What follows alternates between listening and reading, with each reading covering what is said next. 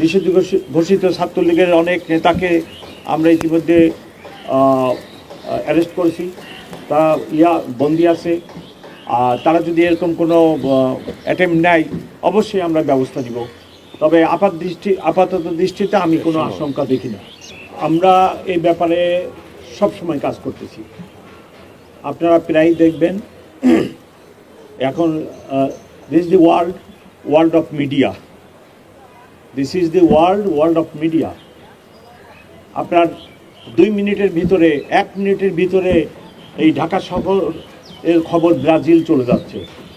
এমনকি যদি টাওয়ার থাকে ব্রাজিলের আমাজন বনভূমিতেও যদি টাওয়ার থাকে কমিউনিকেশন হয়ে যাচ্ছে। সো সেই যুগে বিভিন্ন জায়গা থেকে বিভিন্ন প্রোগ্রাম আসতেছে এবং আপনারা দেখছেন সেই সব প্রোগ্রাম আমরা মোকাবেলা করতেছি। এবং প্রোগ্রাম তো দিতেই পারে, ভিডিও বার্তা মিডিয়ার জগৎ প্রোগ্রাম দিতেই পারে এবং সেগুলো তো আমরা প্রতিদিনই মোকাবেলা করে যাচ্ছি।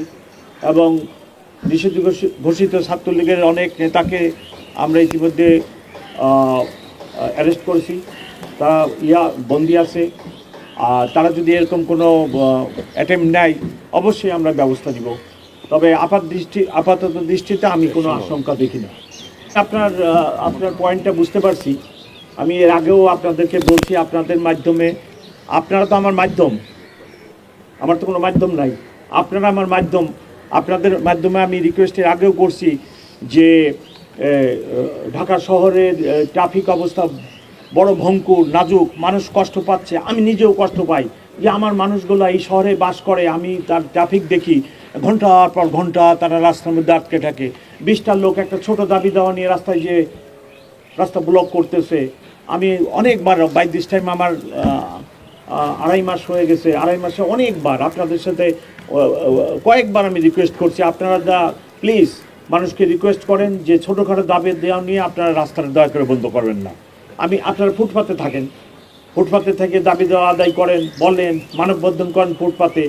কিন্তু আপনার খুবই দুঃখজনক ঘটনা যে কোনো একটা দাবি দেওয়ার আপনারা মোক্ষম স্থল হয়ে গেছে রাস্তাতে বন্ধ করে দিতে। একটা লোক অ্যাম্বুলেন্সে অসুস্থ আসতে পারতেছে না, একটা বৃদ্ধ লোক যেতে পারতেছে না, একটা মহিলা যেতে পারতেছে না, উত্তরা থেকে রওনা করে মতিঝিলে পৌঁছাতে 7 ঘন্টা লেগে যাচ্ছে। হরিবল কন্ডিশন। সো আমি রিকোয়েস্ট করতেছি সবাইকে আমি রিকোয়েস্ট করি, কালকে রাত্রে 10টা-11টার সময় বাড্ডা রোডে গার্মেন্টস কর্মীরা বেতন পায় না, রাস্তা বন্ধ করে দিচ্ছে। তো আমি তো বিনীতভাবে অনুরোধ করতেছি, আমরা তো পট পরিবর্তনের পরে আমাদের পেশাগত দায়িত্ব